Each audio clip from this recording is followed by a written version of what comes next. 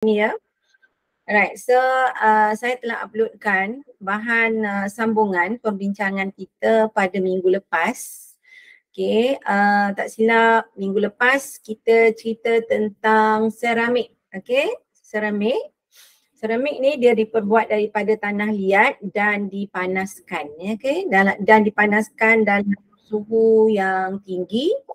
Okay, dan dia akan mengeras. Okay, kita boleh lihat ciri umum bagi seramik termasuklah legap. Legap tu maksudnya kita tak nampak, dia bukan transparent ya. Kita tak nampak sebelah sana ya. Okey, keras dan kuat tetapi rapuh. Maknanya keras, kuat tetapi mudah pecah. Macam kita lah kan, pinggan apa semua kan. Itu memang daripada seramik kan. Okey, takat lebur yang sangat tinggi, sangat panas. Haba yang digunakan untuk membuat seramik ini tahan haba, okey, dia boleh dipanaskan pada suhu yang sangat tinggi. Penebat haba, okey, penebat haba. Okey, mungkin ada antara seramik ini yang digunakan untuk kita kata peralatan untuk memasak kan. Okey, tahan haba. Penebat haba yang baik, konduktor elektrik yang lemah.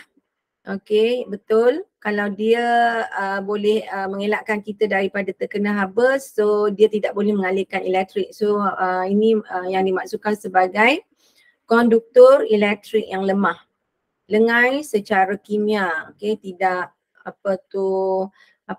dia punya mungkin dia punya tindak balas kimia tu tidak berapa kuat Okay, tidak mengkakis dan tidak berkarat. Okay, tidak boleh berkarat, tanah liat ya.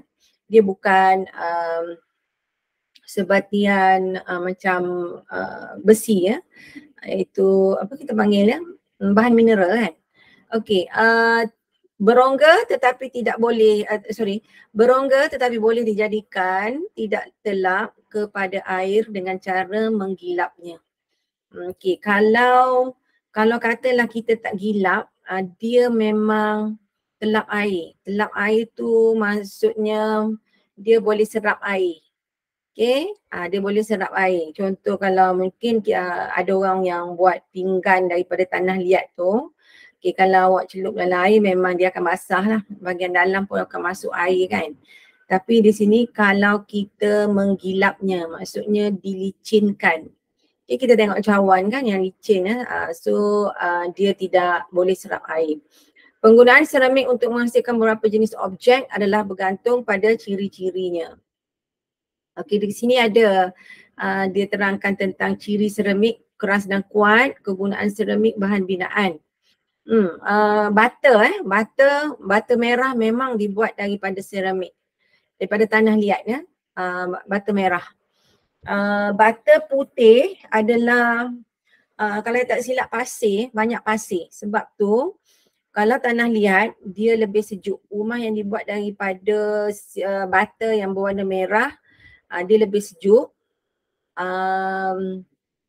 Sama dengan konsep sama dengan labu sayung konsep dia ya.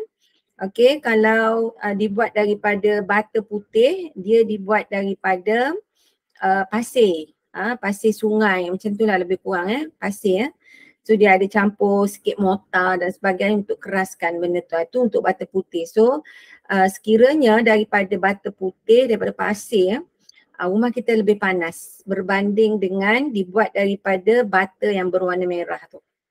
Sebab bata merah tu memang daripada tanah liat. Dan mahal Kalau rumah dibuat daripada bata warna merah tu agak lebih mahal daripada rumah yang diperbuat dengan bata putih. Okey, contoh di sini ialah jubin, bata, konkrit senang diacu dan dikilatkan seperti bahan perhiasan dan alatan rumah. Contoh objek, pastu, porselin, singki, perasan tak singki ada yang dibuat daripada dia panggil apa tadi? Seramik ya. Okey, tak mandi tapi semua ni dah dilicinkan. Okey, dah dilicinkan dan tidak serap air. Okey, lengai secara kimia dan tidak menghakis. Contohnya seperti alatan dapur. Contoh seperti periuk, pinggan, mangkuk, sudu. Dia tidak banyak mengandungi bahan kimia lah. Maknanya lemah, kimia dia lemah. bahan kimia dalam tu lemah. Okey, takat lebur tinggi dan penebat haba. Okey, penebat haba bahan yang digunakan seperti bahagian dalam relau dan bahagian enjin. Awak tahu tak apa dia relau? Tempat orang panaskan something lah macam kalau saya tak silap saya pernah baca di Lembah Bujang, iaitu disebut yang dinamakan sekarang di Kedah di Sungai Batu kan. Dia orang kata banyak relau. Relau yang di sana digunakan untuk mencairkan besi yang terdapat banyak di Kedah pada zaman dahulu lah. Zaman tu katanya zaman Nabi Daud dah ada relau di Kedah tu, dahsyat kan. Bahagian dalam relau so biji besi dipanaskan dalam relau tu. So dia tahan suhu yang tinggi tanah liat. Bahagian enjin, maknanya ada bahagian enjin yang dibuat daripada mungkin daripada tanah liat okey.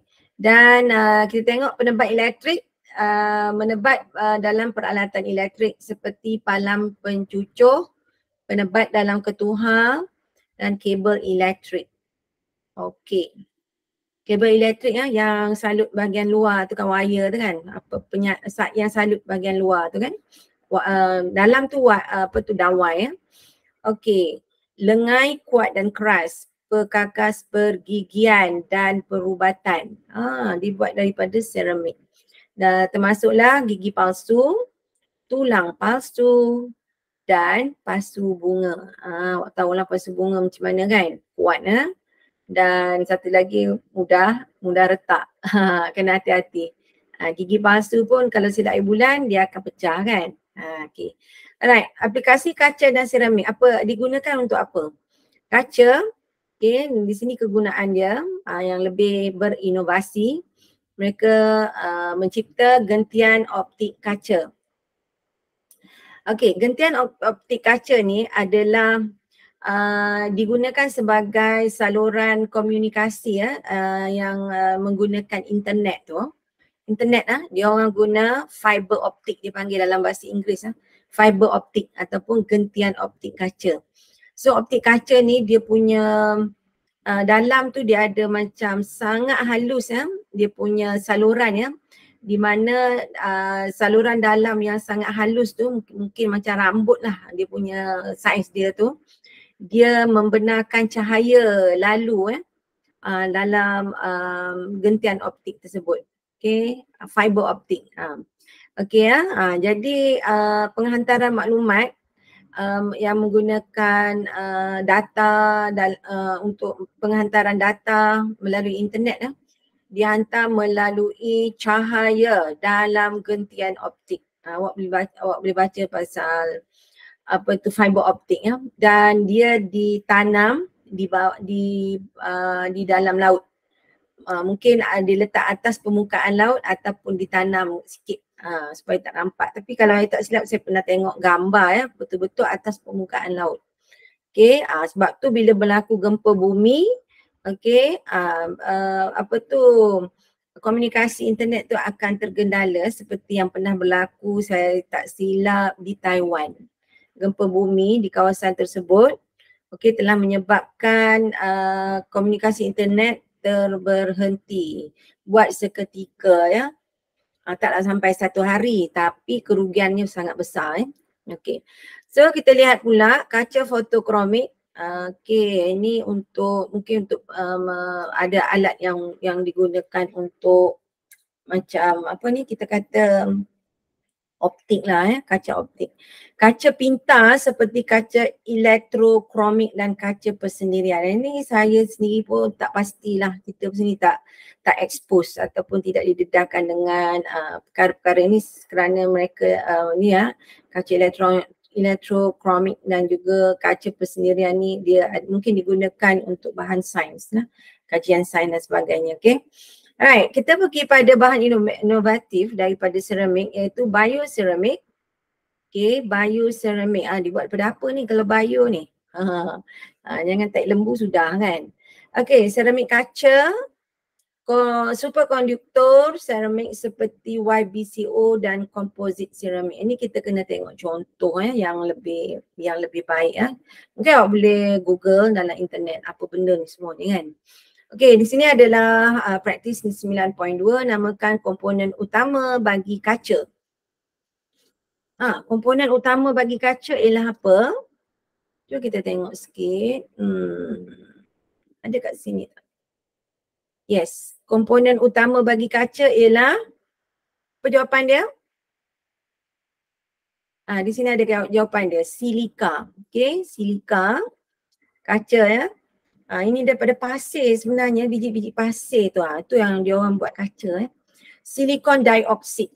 Okey, wujud semula jadi dalam pasir. Sebenarnya kaca datangnya daripada pasir. Dahsyat kan? Ini kejadian alam ya.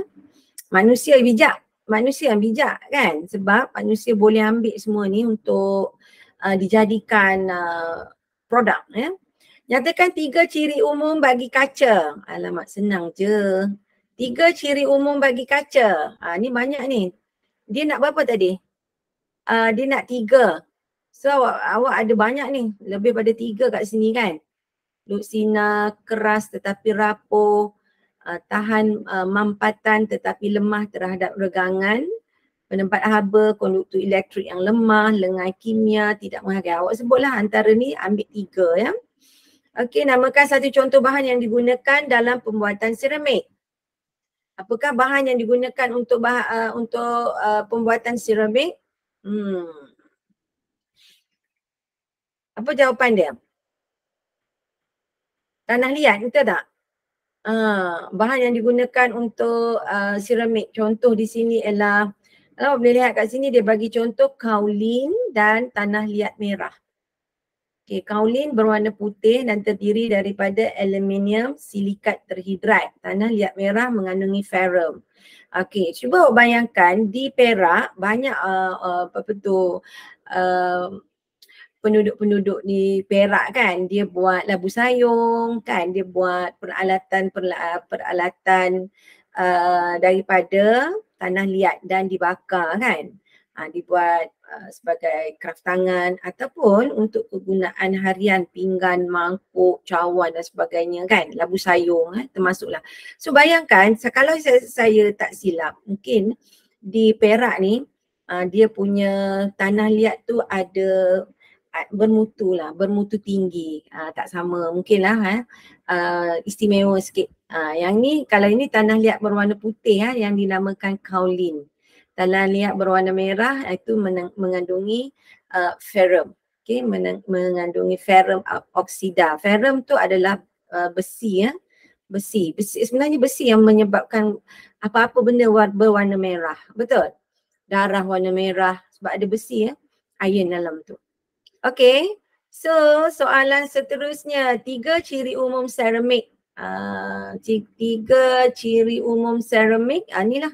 Ini ada banyak, awak bagi salah satu. Legap, keras, tekak lebur yang sangat tinggi, tahan haba, penempat haba yang baik, dan lain-lain lagi kan, awak sebut semua kat situ kan.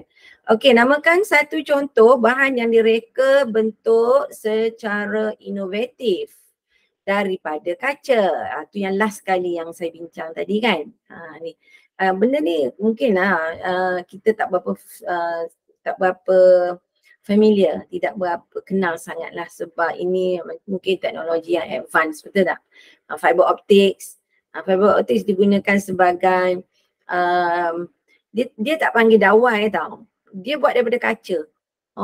Dan gentian tu memang dibuat daripada gentian kaca dan dalam tu adalah sedikit saluran yang sangat halus, mungkin sehalus rambut, dan dalam tu boleh lalu cahaya. Pergerakan cahaya tu yang menghantar maklumat menghantar maklumat. Okey. Ini lebih kepada bahan-bahan yang advance dari segi sains lah. Okey boleh so saya harap pelajar-pelajar faham yang dibincangkan sebagai seramik. Okey, kita pergi pada polimer. Okey, kalau lihat di sini, polimer ialah molekul besar berbentuk rantai yang terdiri pada gabungan unit molekul kecil. Unit molekul kecil ini dinamakan monomer. Poli tu maksudnya ada pelbagai molekul yang lebih besar. Kalau yang kecil nama dia monomer. Kalau yang lebih besar sebab mungkin dia mengandungi gabungan unit, bukan mungkin lah, dia adalah gabungan unit-unit kecil, kita namakan dia polimer. Okey, awak tengok sini, plastik merupakan contoh polimer yang banyak digunakan dalam kehidupan kita. Plastik merupakan contoh, polimer boleh dibahagikan pada dua jenis, iaitu polimer semula jadi dan polimer sintetik. Okey, rajah 9.4 menunjukkan polimer semula jadi dan polimer sintetik serta monomer yang membentuknya. Okey, kita boleh lihat di sini, ini polimer semula jadi. Contoh, protein telur. Dia terdiri daripada asid amino. Okey, sebab dia kecil ya. Okey, sebab dia kecil. Kanji daripada glukos. Okey, maknanya kat sini dia ada banyak unit molekul tadilah yang membentuk polimer tadi. Okey, selulose adalah daripada monomer iaitu glukosa.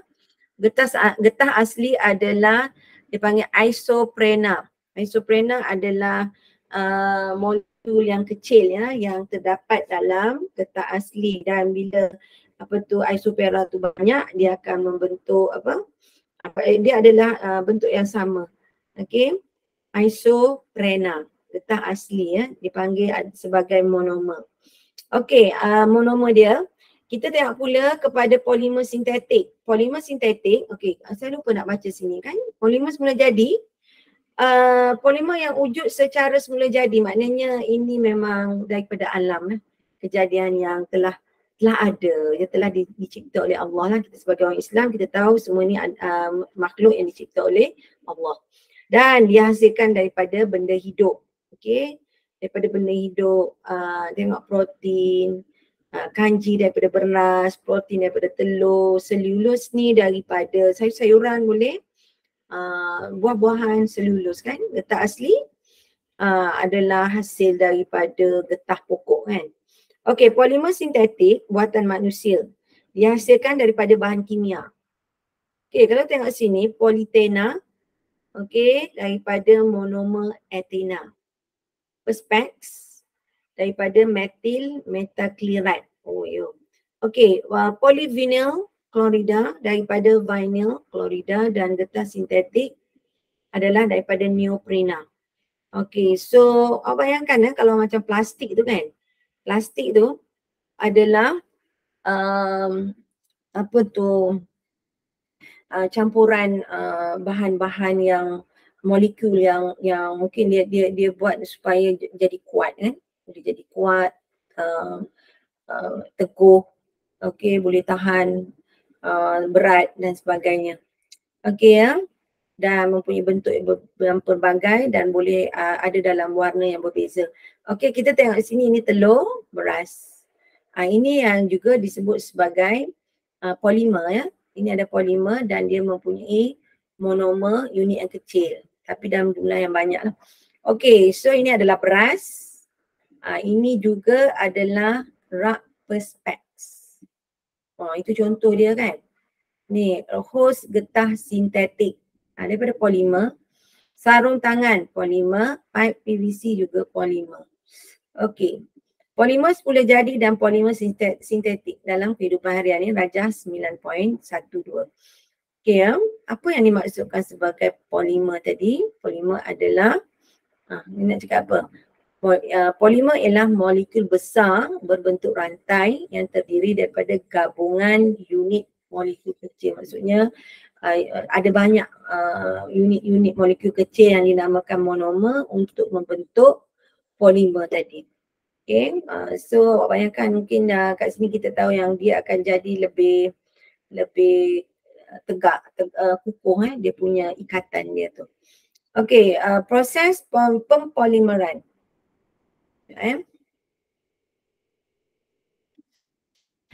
Proses pempolimeran dan penyah-polimeran merupakan proses gabungan monomer-monomer untuk membentuk satu molekul berantai panjang yang dikenali sebagai polimer. Terdapat dua jenis pemprosesan polimeran iaitu pempolimeran penambahan dan pempolimeran kondensasi. Nak buat polimer, proses polimer ni, nak buat gabungan tadi, dia ada dua jenis. Satu pempolimeran penambahan dan juga pempolimeran kondensasi. Okey, pempolimeran penambahan merupakan proses pempolimeran apabila monomer digabungkan untuk membentuk polimer tanpa hasil sampingan seperti air. Kalau polimer penambahan tu dia tidak menghasilkan bahan sampingan. Okey, tetapi kita mungkin yang satu lagi ialah pempolimeran kondensasi. Di sini mungkin opposite menghasilkan. Okey, awak tengok di sini ya. Okey, kita tengok di sini monomer. Okey, ada unit-unit yang kecil. Bila berlaku pempolimeran, dia akan menjadi satu ikatan di situ kan. Jadi lebih kuat. Ini monomer sama. Okey. Dan di sini monomer yang berlainan. Juga proses pempolimeran. Tetapi dia bergabung dengan monomer yang mempunyai bentuk yang berbeza. Mungkin bahan yang berbeza kan. Okey. Alright. Dalam pempolimeran penambahan, monomer-monomer tak tepu seperti monomer yang mempunyai ikatan ganda dua antara dua atom karbon digabungkan bersama. Contoh monomer yang mempunyai ikatan ganda dua antara dua atom karbon adalah etena. Ini adalah gabungan atom ya. Disebut mempunyai ikatan ganda dua antara dua atom karbon. Ganda dua. Tapi ini karbon dan dua hidrogen kan. Awak tengok kan. Dia diikat. Di sini menunjukkan tanda dia bergabung kat sini kan. Okey, pempolimeran etena kepada politiena. Okey, monomer etena. Ini adalah monomer etena. Okey. Contoh monomer yang mempunyai ikatan ganda dua antara dua atom karbon adalah etena. Okey, ini adalah monomer etena. Tapi kat sini, dia tulis sini, contoh pempolimeran etena kepada poliena. Maksud kat situ digabungkan pula etena tu jadi poliena. Dan di sini dinamakan proses pempolimeran penambahan. Kerana apa? Monomer-monomer tak tepu seperti monomer yang mempunyai ikatan ganda dua tak tepu okey. Dan kita tahu tadi pempolimeran penambahan ini tidak menghasilkan air okey, tengok situ tanpa hasil sampingan seperti air, maknanya tidak menghasilkan air. Okey. Ini adalah pempolimeran penambahan. Ini adalah monomer monomer diikat. Monomer yang sama diikat ini dan dia akan berubah kan bila melalui proses pemprosesan pempolimeran tadi daripada ini menjadi this one polina. Okay, sesetengah polimer dapat ditukarkan kembali menjadi monomer yang asal ataupun monomer yang lebih kecil melalui proses penyah polimeran. Seperti yang ditunjukkan dalam rajah 9.5. Okey, awak tengok tu kan. Penyah polimeran. Kalau boleh ditukarkan balik kepada bentuk asal. Tapi cuba awak bayangkan polimer seperti plastik. Boleh tak ditukarkan balik ke bentuk asal? Plastik, problem, betul tak? Bila dah buat plastik, tak boleh nak hancurkan dia. Betul? Tak boleh dilupuskan. Okay, tak boleh dilupuskan, itu yang menyebabkan kerosakan di bumi kan, sebab haiwan tertelan plastik boleh mati dan bila buang dia mengambil jangka masa yang lama untuk hancur. Mungkin ada yang berpuluh dan beratus tahun macam plastik kan. Maknanya susah nak hancurkan. Okey, seterusnya kita pergi pada perbincangan kita tentang getah asli. Getah asli ialah polimer semula jadi yang diperolehi daripada pokok getah. Monomer bagi getah asli ialah isoprena. Okey. Ciri getah asli adalah seperti berikut. Ini maknanya dia punya sifat-sifat dia lah. Ciri-ciri ni maksudnya sifat-sifat yang ada pada getah asli. Yang pertama contohnya seperti kenyal, lembut, melekit apabila dipanaskan, tidak tahan haba, takat lebu yang rendah, maknanya cepat mendidih lah. Okey, tidak telap udara. Okey, tidak telap udara. Penebat elektrik yang baik, tidak mengkonduksikan haba ataupun penebat haba. Maknanya dia adalah tidak mengkonduksikan haba. Maknanya dia tidak mengalir. Kalau perkataan konduksi itu mengalir. Dia tidak mengalirkan haba. So dengan kata lain, dia adalah penebat haba. Okey? Boleh ya? Alright. So getah adalah penebat haba lah. Kalau sebab tu banyak seperti wire kan. Banyak dibuat wire-wire dawai logam tu dimasukkan ke dalam wayar yang dibuat daripada salut yang dibuat daripada plastik. Okay, untuk mengelakkan daripada terkena aliran elektrik yang melalui dawai tadilah. Itu kena jaga. Ini untuk ciri keselamatan ya. Ciri-ciri getah asli boleh berubah berdasarkan keadaan seperti berikut. Asid bertindak ke atas latex. Maksudnya latex tu adalah susu getah ya. Bila asid dicampur dengan susu getah dia akan berubah. Okey. Alkali bertindak ke atas latex juga ya. Asid bertindak, alkali pun mungkin mengubah dia punya ciri-ciri bentuk dia dan sebagainya lah. Dari segi kita kata tindak balas kimia juga dia ada bertindak balas ya. Okey, C penambahan sulfur ke atas getah. Penambahan sulfur juga menukarkan dia kepada satu bentuk lain yang disebut ini proses pemvulkanan. Okey, proses pemvulkanan. Okey, kita lihat pula di sini adalah tindakan asid ke atas latex. Polimer getah yang berantai diselaputi lapisan membran protein yang bercas negatif pada permukaan luarnya. Ini membran protein, rantai polimer getah bahagian dalam. Ini adalah polimer getah. Okey, rantai polimer getah di bahagian dalam ini dan ini macam selaput lah kalau tengok membran kan, membran protein. Ini adalah polimer getah ya. Okey, polimer getah yang berantai diselaputi lapisan membran protein yang bercas negatif pada permukaan luar. Kawasan ni yang putih ni. Hal ini menjadikan zarah getah bercas negatif. Zarah getah bercas negatif. Okey. Membran protein bahagian luar. Tu nampak tanda tolak-tolak tu maksudnya cas negatif. Dia mempunyai cas negatif. Okey.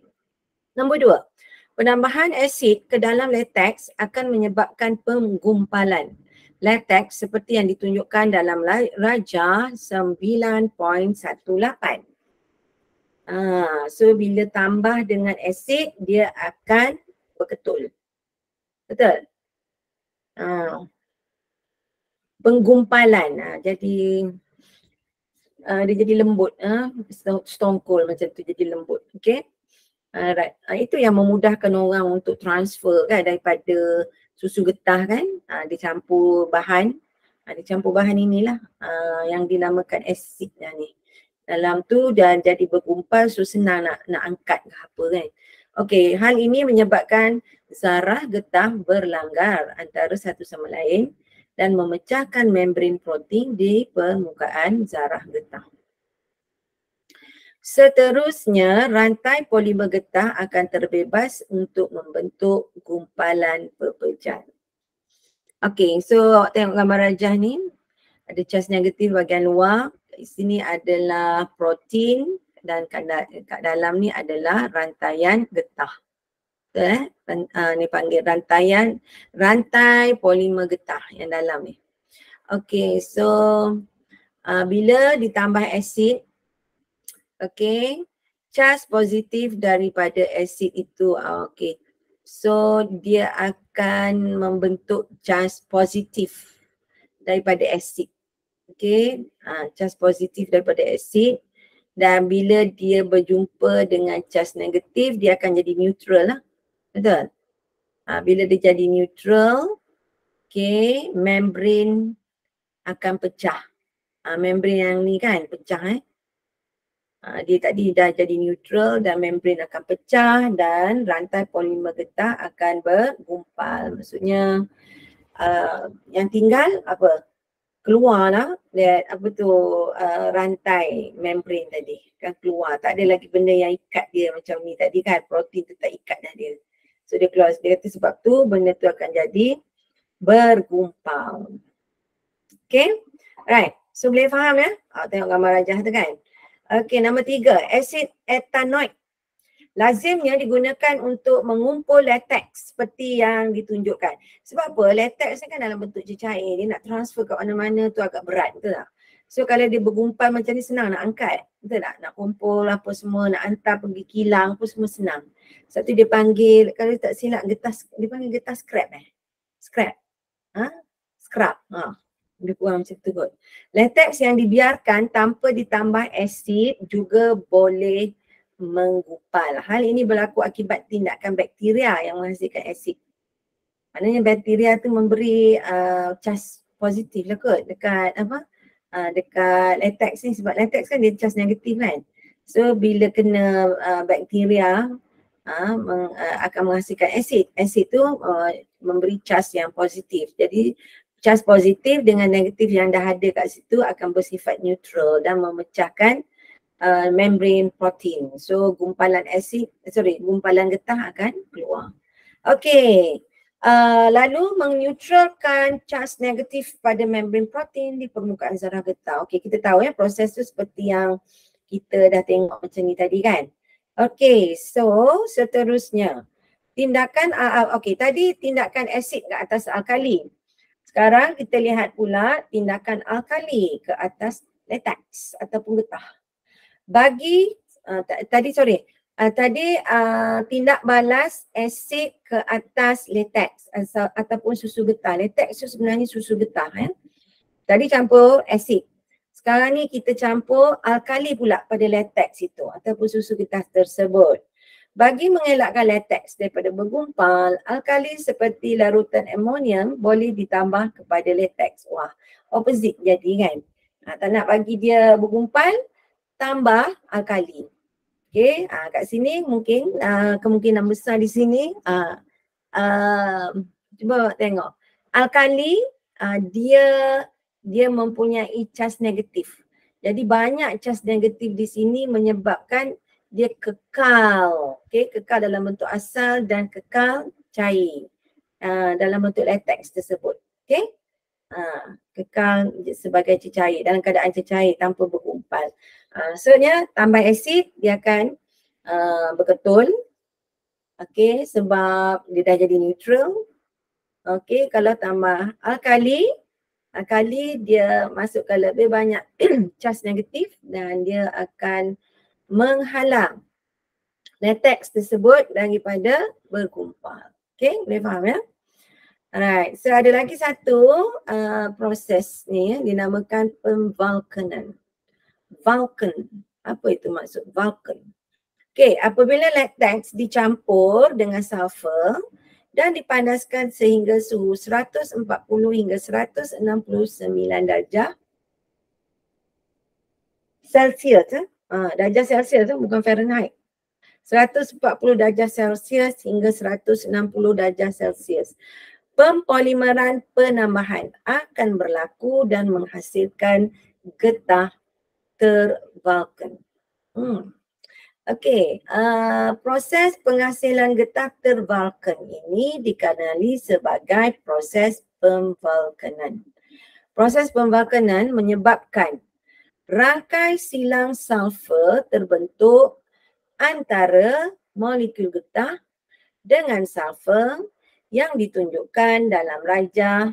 Itu bentuk dia. Okey, dalam rajah 9.21. Okey, kalau awak lihat di sini getah asli, rantai polimer getah asli, ini rantai polimer dia berbentuk macam ombak sikit kan. Okey. Bila dimasukkan sulfur, sulfur tu akan seolah macam mengikat dia kan. Dia jadi, dia kata apa tadi? Okey, dia kata sini, rangkai silang sulfur akan terbentuk. Ini dia kan. Silang sebab dia seolah macam diikat tau antara satu rantai polimer getah asli dengan satu rantai polimer getah asli yang lain, latex tadi kan. So dia seolah-olah dia bukan seolah-olah dia akan apa tadi yang saya sebut tadi, rangkai silang sulfur. Awak take notes ya. Ni kata kunci ya. Okey, rangkai silang sulfur terbentuk antara molekul getah dengan sulfur seperti yang ditunjukkan ini ya. Alright, ini yang dinamakan sebagai proses pemvulkanan. Okey, Malaysia saya rasa beruntung sebab mempunyai tanah dan juga suhu yang sesuai untuk penanaman getah.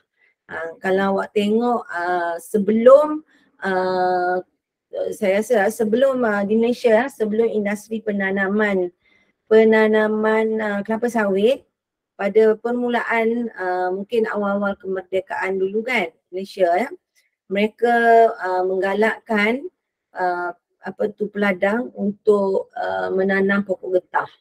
So mereka dapat pendapatan daripada hasil jualan susu getah ataupun latex tersebut. So mereka kena tahulah cara yang lebih mudah. So banyak eksperimen dibuatlah untuk memudahkan para peladang untuk transport ataupun memindahkan susu getah tersebut ya.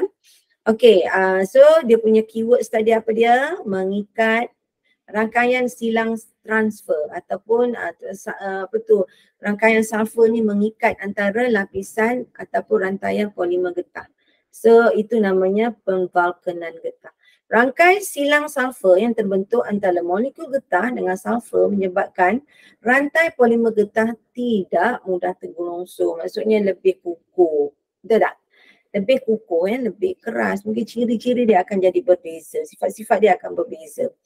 Okey, ciri getah tervulkan berbanding dengan getah asli adalah seperti dalam rajah 9.22. Tidak terlap air dan udara.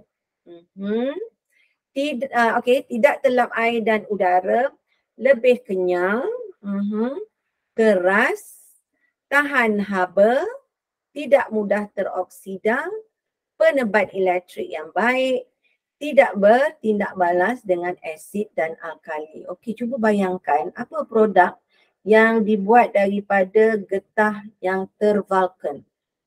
Ini dikukuh lebih kenyal.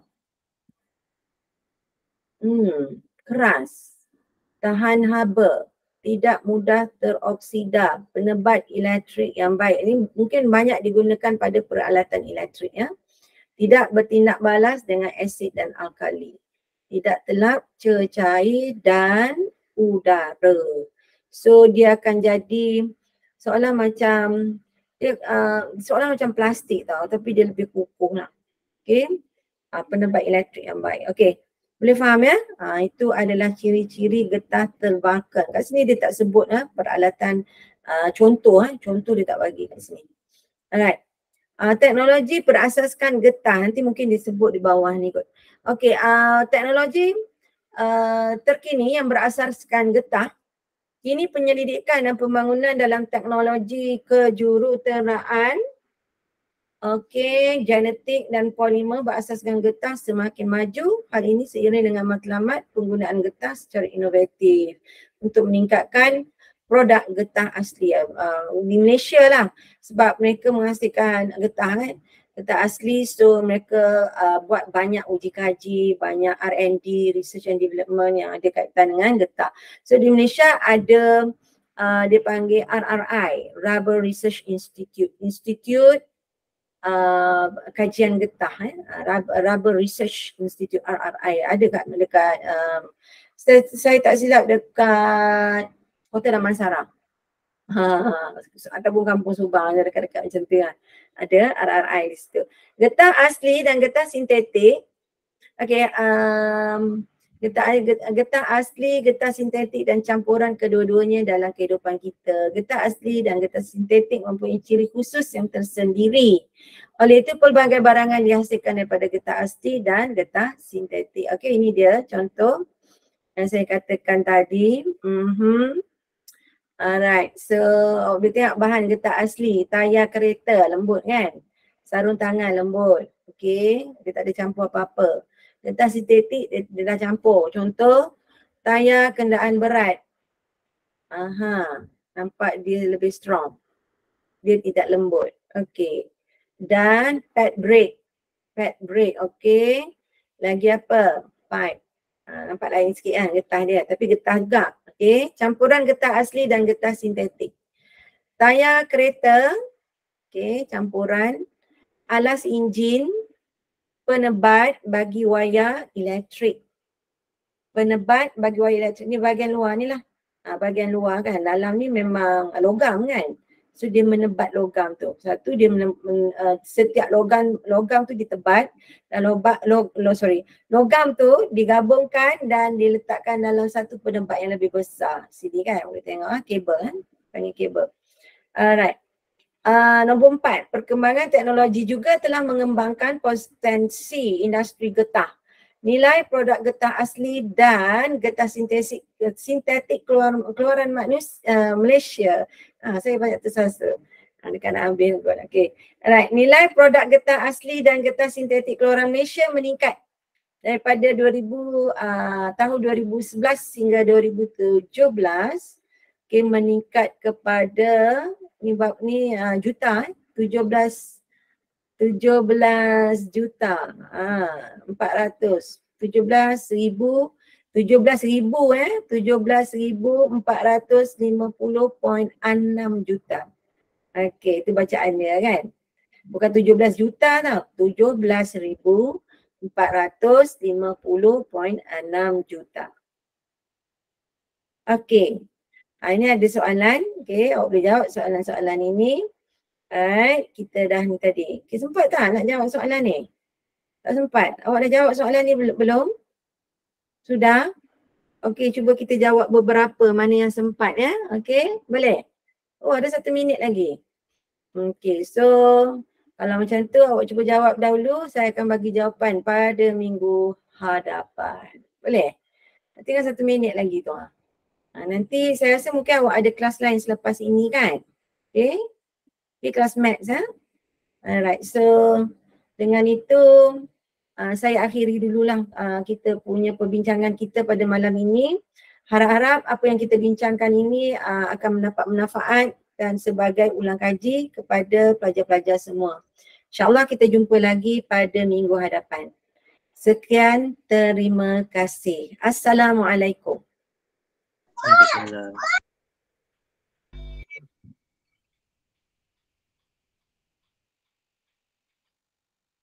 Terima kasih pada semua pelajar-pelajar yang menghadiri kelas malam ini. Jumpa lagi.